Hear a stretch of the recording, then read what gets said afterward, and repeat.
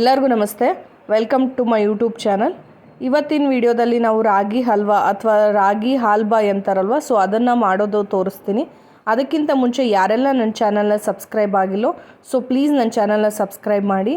ನಿಮ್ಮ ಸ್ಕ್ರೀನ್ ಮೇಲೆ ಕಾಣ್ತಿರೋ ಬೆಲ್ ಬಟನ್ನ ಕ್ಲಿಕ್ ಮಾಡಿ ಸಬ್ಸ್ಕ್ರೈಬ್ ಮಾಡಿ. ಇಲ್ಲಿ ನಾವು ರಾಗಿ ಹಲ್ವಾ ಮಾಡೋದಕ್ಕೆ ನಾನು 1 ಲೋಟದಷ್ಟು ರಾಗಿನ ನೆನೆಸಿಟ್ಟಿದ್ದೀನಿ. ಇಲ್ಲಿ ನಾನು ಓವರ್ನೈಟ್ ನೆನೆಸಿಟ್ಟಿದ್ದೀನಿ. ನೀವು ಓವರ್ನೈಟ್ ನೆನೆಸಿಡೋಕ್ಕಾಗಲಿಲ್ಲ ಅಂದರೆ ಒಂದು 4 to 5 hours ಆದರೂ ನೆನೆಸಿಡಿ. ಈಗ ತೋರಿಸ್ತಾ ಇದ್ದೀನಲ್ಲ, ಸೊ ಈ ಅಳತೆಯಲ್ಲಿ 2 ಲೋಟದಷ್ಟು ಬೆಲ್ಲನ ತೊಗೊಂಡಿದ್ದೀನಿ. ಹಾಗೆ ಒಂದು ಬಟ್ಲಷ್ಟು ಕಾಯಿ ತೊಗೊಂಡಿದ್ದೀನಿ, ಹಸಿ ಕಾಯಿ. ಹಾಗೆ ಒಂಚೂರು ಏಲಕ್ಕಿ ಪುಡಿನ ತೊಗೊಂಡಿದ್ದೀನಿ. ಇಲ್ಲಿ ರಾಗಿ ನೆನೆಸಿಟ್ಟಿರೋದನ್ನು ಚೆನ್ನಾಗಿ ವಾಶ್ ಮಾಡಿ ಒಂದು 5-6 ಸಲ ಆದರೂ ಚೆನ್ನಾಗಿ ತೊಳಿಬೇಕಾಗತ್ತೆ. ಈಗ ರಾಗಿ ಎಲ್ಲ ತೊಳೆದಿದ್ದಾಗಿದೆ. ಸೊ ಇದನ್ನು ನಾನು ಮಿಕ್ಸಿ ಜಾರ್ಗೆ ಹಾಕ್ಕೊತಾ ಇದ್ದೀನಿ. ನೀವು ರಾಗಿಗೆ ಏನಕ್ಕೆ 1 ಲೋಟದಷ್ಟು ರಾಗಿಗೆ 2 ಲೋಟದಷ್ಟು ಬೆಲ್ಲ ಏನಕ್ಕೆ ಬೇಕಾಗುತ್ತೆ ಅಂದರೆ, ನೀವು ಕಾಯಿ ಹಾಕ್ಕೊಳೋದ್ರಿಂದ 2 ಲೋಟದಷ್ಟು ಬೆಲ್ಲ ಬೇಕಾಗುತ್ತೆ. ಸಪೋಸ್ ನೀವು ಕಾಯಿ ಹಾಕಲಿಲ್ಲ ಅಂದರೆ 1 ಲೋಟ ರಾಗಿಗೆ 1 ಲೋಟದಷ್ಟು ಬೆಲ್ಲ ಸಾಕಾಗತ್ತೆ. ಇಲ್ಲಿ ನಿಮಗೆ ಕಾಯಿ ಹಾಕೋದ್ರಿಂದ ಟೇಸ್ಟಿಯಾಗೂ ಇರುತ್ತೆ, ಹಾಗೆ ತುಂಬಾ ಸಾಫ್ಟಾಗೂ ಬರುತ್ತೆ. ಸೊ ಅದಕ್ಕೋಸ್ಕರ ಕಾಯಿನ ಹಾಕ್ಕೊತಾ ಇದ್ದೀನಿ. ಇಲ್ಲಿ ನೋಡ್ತಾ ಇರ್ಬೋದು, ಸೊ ನಾನು ಮಿಕ್ಸಿ ಮಾಡಿಟ್ಟಿದ್ದೀನಿ. ಇಲ್ಲಿ ರಾಗಿನಷ್ಟನ್ನೇ ನಾನು ಮಿಕ್ಸಿ ಮಾಡ್ಕೊಂಡಿದ್ದೀನಿ, ಸ್ವಲ್ಪ ನೀರು ಹಾಕಿಬಿಟ್ಟು. ಸೊ ಇದನ್ನು ನಾವು ಸೋಸ್ಕೋಬೇಕಾಗತ್ತೆ. ಇಲ್ಲಿ ನಾನು ಒಂದು ಪಾತ್ರೆಯಲ್ಲಿ ಇದನ್ನು ಹಾಕ್ಕೊತಾ ಇದ್ದೀನಿ. ಇದಕ್ಕೆ 1 ಲೋಟದಷ್ಟು ಏನು ರಾಗಿನ ಹಾಕ್ಕೊಂಡು ಮಿಕ್ಸಿಗೆ ಹಾಕಿದ್ದೀವಲ್ವ, ಸೊ ಅದಕ್ಕೆ ನಾನು 1 ಚಮಚಷ್ಟು ನೀರನ್ನು ಹಾಕ್ಕೊತಾ ಇದ್ದೀನಿ. ಯಾಕಂದರೆ ಇದು ತುಂಬ ತೆಳುವಾಗಿರಬೇಕು, ಗಟ್ಟಿಯಾಗಿ ಆಗಬಾರ್ದು. ಅದಕ್ಕೋಸ್ಕರ 1 ಚಮಚಷ್ಟು ನೀರನ್ನು ಹಾಕ್ಕೊತಾ ಇದ್ದೀನಿ. ಈಗ ನೋಡ್ತಾ ಇರ್ಬೋದು ಎಷ್ಟು ತೆಳ್ಳಗಾಗಿದೆ ಅಂತ. ಈಗ ನಾವು ಸೋಸ್ಕೋಬೇಕಾಗತ್ತೆ. ಇಲ್ಲಿ ನೀವು ಸ್ಟವ್ ಮೇಲೆ ಯಾವ ಪಾತ್ರೆಯಲ್ಲಿ ರಾಗಿ ಹಲ್ವಾ ಮಾಡ್ತೀರೋ, ಸೊ ಅದೇ ಪಾತ್ರೆಗೆ ನಾನು ಇದು ರಾಗಿ ಮಿಕ್ಸಿಗೆ ಹಾಕ್ಕೊಂಡಿರೋದನ್ನ ಸೋಸ್ಕೊತಾ ಇದ್ದೀನಿ.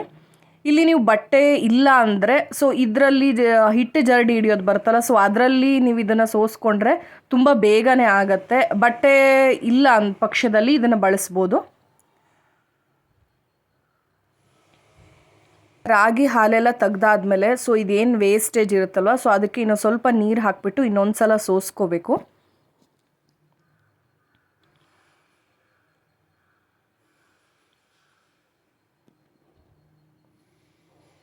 ನೀವು ನೋಡ್ತಾ ಇರ್ಬೋದು, ಸೊ ರಾಗಿ ಹಾಲು ಎಷ್ಟು ಚೆನ್ನಾಗಿ ರೆಡಿಯಾಗಿದೆ ಅಂದ್ಬಿಟ್ಟು, ಎಷ್ಟು ತೆಳುವಾಗಿದೆ. ಸೊ ನೀವು ಬಟ್ಟೆಯಲ್ಲಿ ಸೋಸ್ಕೊಂಡಾಗ ಹೇಗೆ ಬರುತ್ತೋ ಅದೇ ಥರನೇ ಇದು ಹಿಟ್ಟು ಜರಡಿಯಲ್ಲೂ ಅದೇ ಥರನೇ ಚೆನ್ನಾಗಿ ಬರುತ್ತೆ. ಅಂದರೆ ಇದು ಬೇಗ ಆಗುತ್ತೆ ಅನ್ನೋದಕ್ಕೋಸ್ಕರ ಇದರಲ್ಲಿ ಮಾಡ್ಕೊಂಡಿರೋದು. ಇಲ್ಲಿ ನಾನು ಕಾಯಿನ ಹಾಕ್ಕೊಂಡು ಮಿಕ್ಸಿ ಮಾಡ್ತಾಯಿದ್ದೀನಿ. ಸೊ ಈಗ ಒಂದು ಸಲ ಮಿಕ್ಸಿ ಮಾಡಿದ್ದಾದಮೇಲೆ ಮತ್ತೆ ನೆಕ್ಸ್ಟ್ ಟೈಮ್ ಮಾಡಬೇಕಾದ್ರೆ ನೀರನ್ನು ಹಾಕ್ಕೊಂಡು ಮಿಕ್ಸಿ ಮಾಡಬೇಕಾಗತ್ತೆ. ಇದನ್ನು ನಾವು ಸೋಸೋದಿಲ್ಲ, ಅದಕ್ಕೋಸ್ಕರ ಚೆನ್ನಾಗಿ ನುಣ್ಣಗೆ ಹಾಕಬೇಕು ಮಿಕ್ಸಿ. ಸೊ ಅಷ್ಟು ನುಣ್ಣಗೆ ಪೇಸ್ಟ್ ಆಗೋ ಥರ ಇದನ್ನು ರುಬ್ಕೋಬೇಕಾಗತ್ತೆ. ಸೊ ಈಗ ಇದನ್ನು ರುಬ್ಕೊಂಡಿದ್ದಾದಮೇಲೆ ಇದನ್ನು ಡೈರೆಕ್ಟಾಗಿ ನಾವೇನು ರಾಗಿ ಹಾಲು ತೆಗ್ದಿರ್ತೀವಲ್ವ, ಸೊ ಅದಕ್ಕೆ ಹಾಕ್ಕೊಂಡು ಮಿಕ್ಸ್ ಮಾಡ್ಕೋಬೇಕು.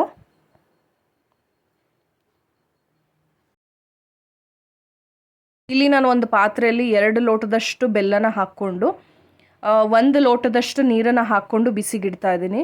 ಸೊ ಇದು ಚೆನ್ನಾಗೆ ಬೆಲ್ಲ ಎಲ್ಲ ಕರಗಿ ಕುದಿಬೇಕು. ಅಂದರೆ ಗಟ್ಟಿ ಪಾಕ ಆಗಬಾರ್ದು, ಸ್ವಲ್ಪ ತೆಳುವಾದ ಪಾಕ ಆಗೋಷ್ಟು ಆದರೆ ಸಾಕು. ಸೊ ಇದು ಅಲ್ಲೇ ಆಗೋವರೆಗೂ ಕುದಿಸ್ಬೇಕಾಗತ್ತೆ. ಈಗ ಬೆಲ್ಲದ ಪಾಕ ರೆಡಿಯಾಗಿದೆ. ಸೊ ಇದನ್ನು ನಾನು ಸೈಡಲ್ಲಿ ಇಡ್ತಾ ಇದ್ದೀನಿ. ನಾನು ಸ್ಟವ್ ಮೇಲೆ ಇಟ್ಕೊಂಡು ಮೀಡಿಯಮ್ ಫ್ಲೇಮಲ್ಲಿ ಇದನ್ನು ಚೆನ್ನಾಗಿ ತಿರುಗಿಸ್ತಾ ಇರಬೇಕಾಗತ್ತೆ. ಇದಕ್ಕೆ ನಾವು ರಾಗಿ ಹಾಲು ಮತ್ತು ಕಾಯಿ ಹಾಲು ಎರಡೂ ಹಾಕಿರೋದು. ಸೊ ನೀವು ಕಾಯಿನ ಮಿಕ್ಸಿ ಮಾಡಿರೋದನ್ನು ಸೋಸ್ಬಿಟ್ಟು ಹಾಕಬಾರ್ದು. ಸೊ ಅದನ್ನು ಚೆನ್ನಾಗಿ ನುಣ್ಣಗೆ ಪೇಸ್ಟ್ ಮಾಡಿ ಹಾಕಿಬಿಟ್ರೆ ನೀವು ಸೋಸೋದು ಬೇಕಾಗೋದಿಲ್ಲ. ಈಗ ನೀವು ನೋಡ್ತಾ ಇರ್ಬೋದು, ಸೊ ನಾನು ಮೀಡಿಯಮ್ ಫ್ಲೇಮಲ್ಲಿ ಇಟ್ಟು ಇದನ್ನು ಕುದಿಯೋದಕ್ಕೆ ಬಿಟ್ಟಿದ್ದೀನಿ. ಸೊ ಇದು ಬರ್ತಾ ಬರ್ತಾ ಗಟ್ಟಿಗೆ ಆಗ್ತಾ ಹೋಗುತ್ತೆ. ಸೊ ಎಲ್ಲೂ ಗಂಟಾಗ್ದಲೇ ಇರಬೇಕು ಅಂದರೆ ಸೊ ನೀವು ಕೈ ಆಡಿಸ್ತಾನೇ ಇರಬೇಕಾಗತ್ತೆ ಇದು. ಈಗ ನೀವು ನೋಡ್ತಾ ಇರ್ಬೋದು, ಸೊ ಈಗ ಸ್ವಲ್ಪ ಮಂದ ಬಂದಿದೆ, ಗಟ್ಟಿ ಆಗ್ತಿದೆ ಅನ್ಬೇಕಾದ್ರೆ ನಾನು ಇಲ್ಲಿ ಬೆಲ್ಲದ ಪಾಕ ಆವಾಗಲೇ ಮಾಡಿಟ್ಕೊಂಡಿರ್ತೀನಲ್ವ, ಸೊ ಅದನ್ನು ಸೋಸ್ಕೊಂಡು ಅದಕ್ಕೆ ಹಾಕ್ಕೊತಾ ಇದ್ದೀನಿ.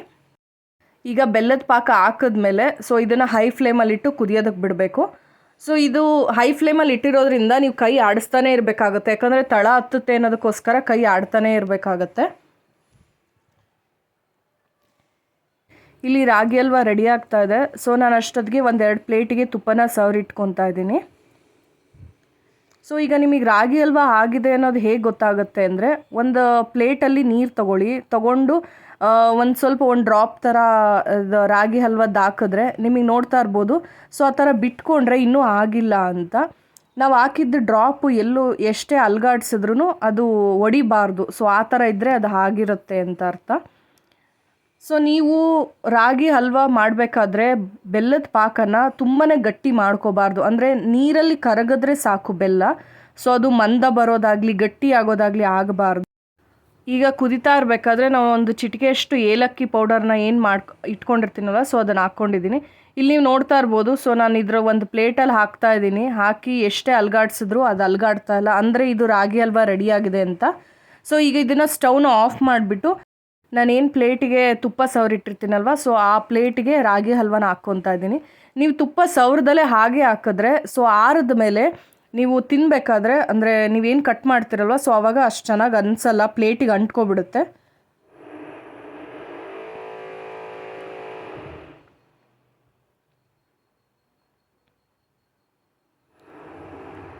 ಈಗ ನಾನು 1 ಲೋಟದಷ್ಟು ರಾಗಿ ಹಾಕಿ 2 ಲೋಟದಷ್ಟು ಬೆಲ್ಲ ಹಾಕಿ ಮಾಡಿರೋದ್ರಿಂದ ಒಂದು 4 ಪ್ಲೇಟ್, ದೊಡ್ಡ ಪ್ಲೇಟ್ 4 ಪ್ಲೇಟಷ್ಟು ಆಗಿದೆ.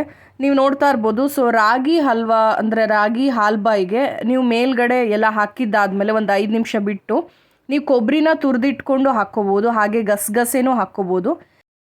ಇಲ್ಲಿ ನಾನು ಒಂದು 2 ಪ್ಲೇಟಿಗೆ ಮಾತ್ರ ಕೊಬ್ಬರಿ ಹಾಕ್ಕೊತಾ ಇದ್ದೀನಿ. ಸೊ ಕೆಲವ್ರು ಕೊಬ್ಬರಿ ತಿನ್ನಲ್ಲ ಅಂದ್ರೂ ಹಾಗೇನೂ ತಿನ್ಬೋದು. ಸೊ ಅದಕ್ಕೋಸ್ಕರ ಒಂದು 2 ಪ್ಲೇಟಿಗೆ ಮಾತ್ರ ತೋರಿಸ್ತಾ ಇದ್ದೀನಿ. ಈಗ ಇದನ್ನು ನೀವು ಫ್ರಿಜ್ಜಲ್ಲಿ ಇಡಬೇಕಾಗುತ್ತೆ. ಒಂದು 4 to 5 hours ಆದರೂ ಫ್ರಿಜ್ಜಲ್ಲಿ ಇಡಬೇಕು. ಹಾಗಿಟ್ಟರೆ ಮಾತ್ರ ನಿಮಗೆ ಪೀಸ್ ಕಟ್ ಮಾಡಬೇಕಾದ್ರೆ ಚೆನ್ನಾಗಿ ಬರುತ್ತೆ. ಅಂದರೆ ತುಂಬ ಸಾಫ್ಟಾಗಿರುತ್ತೆ ಪೀಸ್ ಕಟ್ ಮಾಡಿ ತಿನ್ನಬೇಕಾದ್ರೆ ರಾಗಿ ಹಲ್ವ. ನೀವು ನೋಡ್ತಾ ಇರ್ಬೋದು. ಸೊ ರಾಗಿ ಹಲ್ವ ಎಷ್ಟು ಬೆಳ್ಳಗೆ ಬಂದಿದೆ ಅಂದ್ಬಿಟ್ಟು. ಕೆಲವು ಟೈಮ್ ರಾಗಿ ಕಪ್ಪಗಿದ್ರೂ ನೀವು ಕಾಯಿ ಹಾಲು ಹಾಕೋದ್ರಿಂದ, ಅಥವಾ ಕಾಯಿ ಹಾಲು ಇಲ್ಲ ಅಂದರೆ ಆಪ್ಷನಲ್ ಆಗಿ ಸೊ ಹಾಲು ಹಾಕ್ಕೋಬೋದು. ಹಾಲು ಹಾಕೋದ್ರಿಂದನೂ ನಿಮಗೆ ಬೆಳ್ಳಗೆ ಬರುತ್ತೆ. ನಾನು ಕಾಯಿ ಹಾಲು ಜೊತೆಗೆ ಹಾಲು ಹಾಕ್ತೀನಿ ಅಂದರೆ ಸೊ ಒಂದು ಅರ್ಧ ಲೋಟದಷ್ಟು ಕಾಯಿ ಹಾಲು, ಹಾಗೆ ಒಂದು ಅರ್ಧ ಲೋಟದಷ್ಟು ಹಾಲನ್ನು ಹಾಕ್ಕೊಂಡು ಸಹ ಮಾಡ್ಬೋದು ನೀವು. ಸೊ ಆ ಥರ ಮಾಡೋದ್ರಿಂದ ನಿಮಗೆ ರಾಗಿ ಹಲ್ವನೂ ಬೆಳ್ಳಗೆ ಬರುತ್ತೆ, ಹಾಗೆ ತುಂಬಾ ಸಾಫ್ಟಾಗೂ ಇರುತ್ತೆ. ನಿಮಗೆ ವಿಡಿಯೋ ಇಷ್ಟ ಆಗಿದ್ರೆ ಪ್ಲೀಸ್ ಲೈಕ್ ಮಾಡಿ, ಶೇರ್ ಮಾಡಿ, ಹಾಗೆ ಸಬ್ಸ್ಕ್ರೈಬ್ ಮಾಡೋದನ್ನ ಮರಿಬೇಡಿ.